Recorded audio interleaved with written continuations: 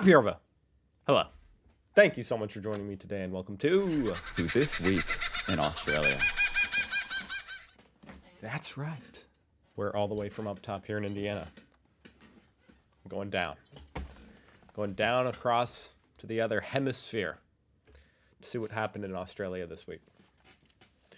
Using none other than the internet.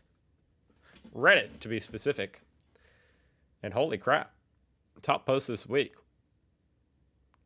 Does this just happen? The Southern Lights. Aurora Australis. While walking the dogs. To me, that implies, like, it just pops up out of nowhere. You didn't even know it was coming. That's insane. Did it look like this with the naked eye? The naked eye is how it caught my attention, and it pulsates, which the camera doesn't pick up. But yes, this is a night shot, a very quick, long exposure. At this time of year, in this part of the country, weird. Auroras occur high in the atmosphere in the magnetosphere. But this one appears to be emanating from the ground. So did anyone else spot this? I mean, obviously. But is this something... It's like a random thing. Like, oh, hey, look what popped up today. It's beautiful. Most expensive place for a bottle of water. And the winner goes to Australia. I guess that's not surprising. It's a supply and demand type thing. You know what I mean? $2 or more. Damn. Bottle of water, honestly, is cheap as dirt here in North America. Unless, I mean, it completely depends where you are. If you're at Disney World, you probably pay $10 for a bottle of water. If you're in some, like, I don't know, an amusement park, and it's burning hot, yeah, they're probably going to charge you like $8. But if you're at Walmart, you can get a bottle of water for like 25 cents. $2 though. That in the UK. Does anybody out there recognize these two blokes right here? Because I sure don't. Badjo and Hex. I'm going to have to react to them next week. I'm going to write that down. That looks so incredibly 90s. This says early 2010s. I guess the 90s were still around in the early 2010s in Australia. I'm writing that down. Badjo and Hex. Cool. Here we get to admire a professional at work. A professional of what? Don't know. Screwing in a light bulb. Let me guess. There's a snake up there.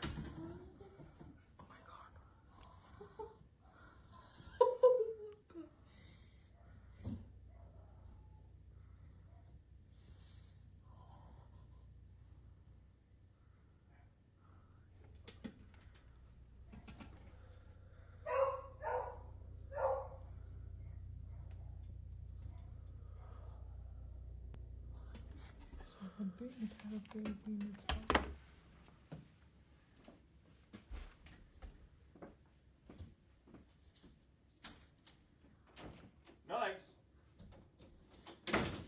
Wow, that's a massive one. Oh my goodness, Lord. Oh my goodness, Lord. What is? Oh my, I don't know what to say. Has she got it out yet? What is? Holy moly. Shit. Oh my God. Oh my God. Can you go around? Lord have mercy. Holy. This is a brave Aussie woman. What is it with the Aussie ladies, and they just don't have any fear within their hearts when it comes to the snakes? She's not the first female snake wrangler I've seen. Oh my God. That's insane. That's insane. Is she going to patch up your drywall too? Younger Australians are less willing to fight in unnecessary wars. So a poll found that younger age groups have a larger amount of skepticism toward Australia's participation in wars not necessary for the direct defense of Australia.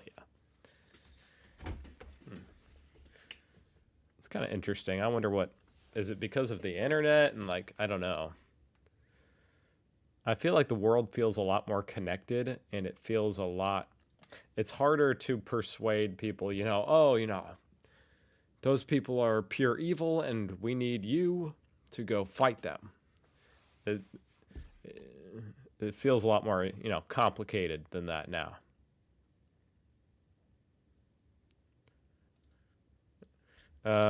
We should be skeptical of politicians who want to commit troops to wars not necessary for the direct defense of Australia. I mean, you can't blame them. Hey, why don't the politicians go fight the war if they think it's so necessary? Oh, because they're special. They're too smart. They're too smart. We need their brain power.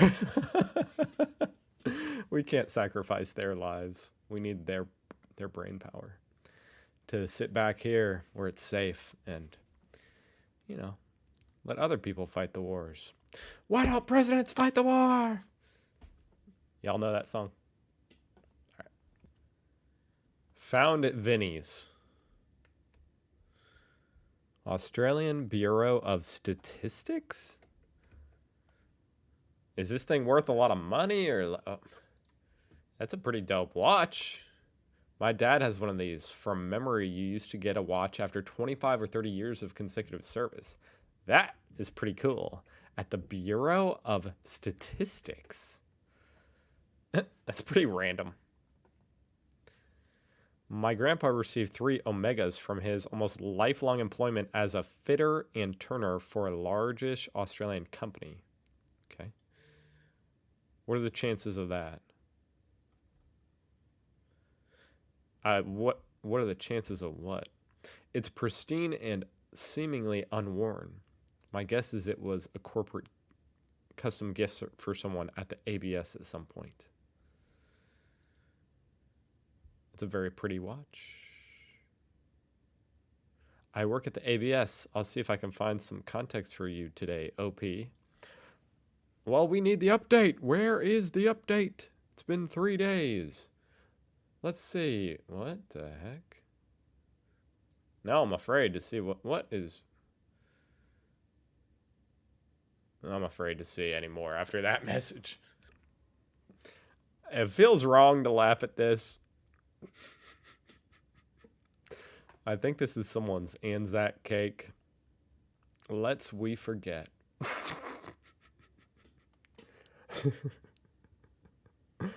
Oh, shoot. Whoopsies. Unattainable. Sydney's median house price hits a record high. 1.6 million for the median house price. That's just the median. The most common type of house. Gonna cost you 1.6 million. My goodness. Sydney's median house price has cracked a new milestone after surging up to a record high of 1.6. 2%. It rose 2% in just one quarter. Damn. I know a lot of people waiting to buy houses have been hoping prices are going to come down because they've gone so damn high. And it's like, wow. It just keeps getting worse for people trying to buy. Jeez. Let's see, what do we got here? Sydney. Hey, I guess you're going to have to go live in Darwin for just a low price of $573,000. Which, I mean, if that's AUD, so that's really not that bad. There you go. Hey, we can go still live in Darwin. Shout out to Darwinians out there. The Robin Hood TikToker taking on Australian landlords. I might have to react to this dude too. That sounds pretty entertaining. One of the most high-profile activists in Australia, after posting under the moniker Purple Pingers, taking on the nation's housing crisis by highlighting shocking renting conditions, poor behavior from landlords, and what he calls government failures. I'm taking a note of that. All right. Ooh, sad, sorry state of the cinema in Melbourne. Ooh, looking pretty rough. They've seen better days, these seats. I'm trying to tell. I can't tell if these are the type of seats that recline. Like here in America, I don't know what happened. All of a sudden, out of nowhere, seats in the cinema went from like the cheapest thing it looks like they could have found to these seats that are electric and they recline and their feet go up and you can charge your phone. Problem is, it puts me to sleep. I can't stay awake anymore in the cinema. It's too comfortable.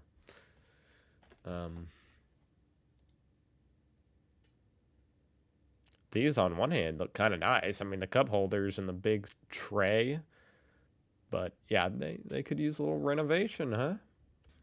And it's not just houses, folks. Rental affordability in Australia, the worst it's ever been, according to this report from the ABC. Damn, that's how you know it's bad, when you see 3 different posts in 1 week talking about the housing market.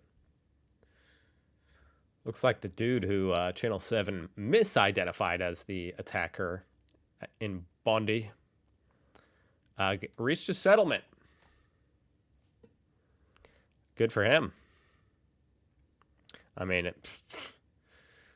what I'm a little bit confused about is, did they show his picture or something? Because it says, inaccurately reported that Ben Cohen was the perpetrator. It's like, there's got to be a lot more than one Ben Cohen.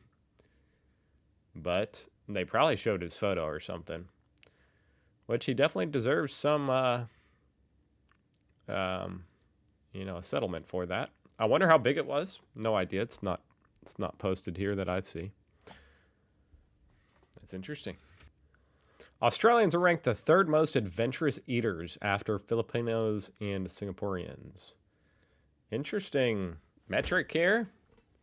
Let's see what we can figure out from this weird graph. All right, Australian cuisine. Let's see who likes the Australian cuisine. Australians, Singaporeans, and Filipinos.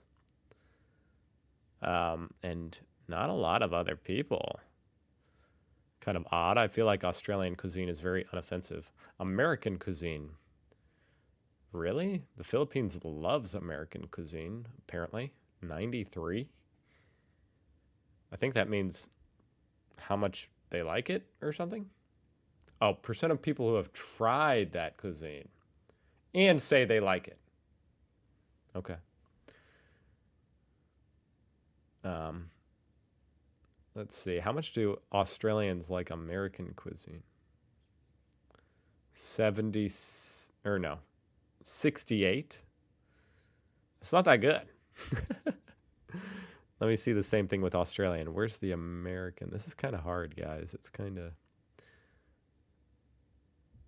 Oh, man. 43? USA people, only 43 said they liked the Australian cuisine. Let's see who hates the Australian cuisine the most. 30, 34, 32, 28.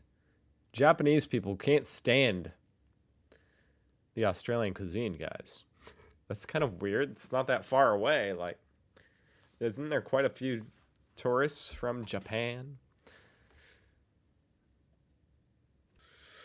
My neighbor got mad at me for parking in front of their house because I had nowhere else to park.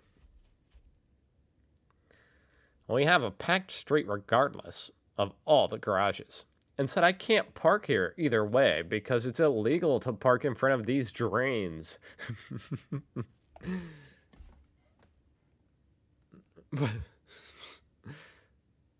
I assume that is a flat lie, but I guess I don't live in Australia, so I'll defer to the comments. I thought it was fire hydrants that you shouldn't park in front of. I don't think the drains matter. Yeah, common sense tells you, why would it matter? Your neighbor is full of shit. Definitely not illegal to park in front of a storm drain. The water will flow down there whether you have a car there or not. Oh, good to know. Woolworths fined $1.2 million for underpaying Victorian workers long service leave. I swear, Woolworths and Kohl's are just battling constantly. They're constantly battling for worse and worse PR. This week, hey, nothing bad about Kohl's this week. So, Woolworths pulls ahead with the bad PR this week. I'm a courier and was just following my map. A courier. Google is wrong, not a road. What's cool is this is not the first time. You know what I mean? These signs are all over Australia. You guys are always trying to help out your fellow motorists being screwed over by Google. I don't know what my computer's doing. There we go. Thank you for watching. Have a phenomenal weekend, guys. I hope to see you again next week. Goodbye.